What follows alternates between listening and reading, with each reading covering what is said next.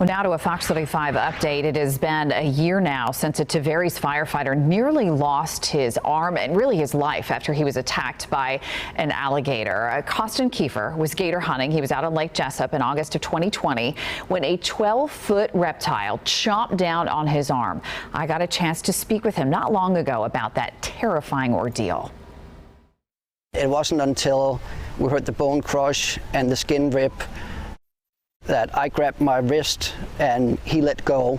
I remember everything except for the alligator. I can't, for the life of me, picture the alligator attached to my arm, even though it was, about 12 inches from my face, and I cannot picture the alligator, but everything else I remember.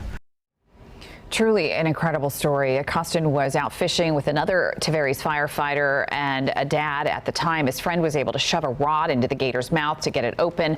Eventually, he freed Kiefer's arm. Costin had to undergo multiple surgeries, one after the other, but he is now back to full duty with the Tavares Fire Department, thanks to doctors who were able to save his arm, making all of the difference in his recovery. And joining us right now is our good friend, Costin Kiefer, and for the first time, Dr. Karan Desai. He is an orthopedic surgeon with Orlando Health Jewett Orthopedic Institute. Great to have you both. Thanks for being here.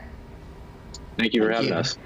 And Doc, I want to start with you because what I heard about that day that Costin came to the hospital is that was your first day on the job, and you get this call, we've got a gator attack victim. What was that like?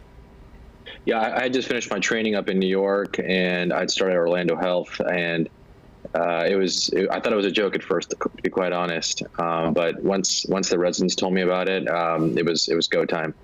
So you go in and you see Costin for the first time. Was he alert? Was he awake at that point, or no? There was just so much going on there and so much havoc in the emergency room. And so I tried to talk to him and his wife as calmly as possible about the next steps. And I told him that we would do as much as we could to try to save his extremity.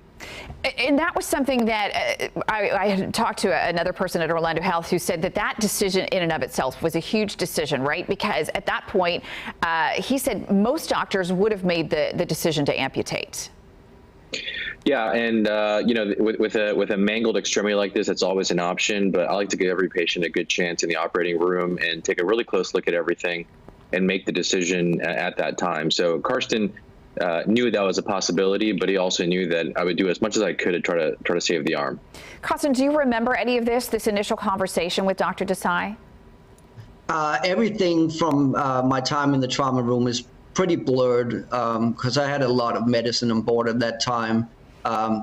One thing I remember was having to sign a bunch of papers and having to do that with my left hand. But other than that, I was pretty well medicated until the next morning.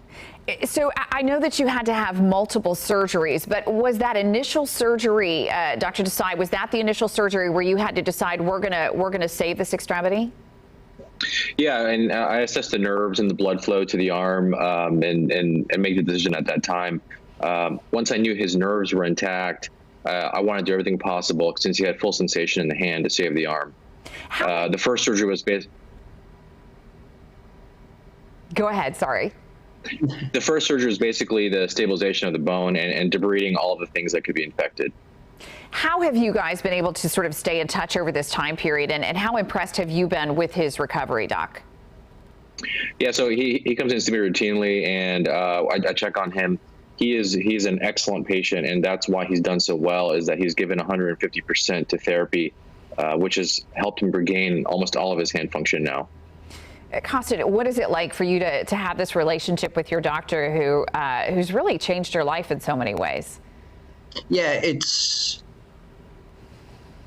I mean, like I said last time we talked, I guess somebody upstairs has bigger plans for me, and they decided to put Dr. Desai at the hospital that day, and I mean that it truly saved my life that he was the surgeon that had my case, and I'm just forever grateful for his abilities and his skills.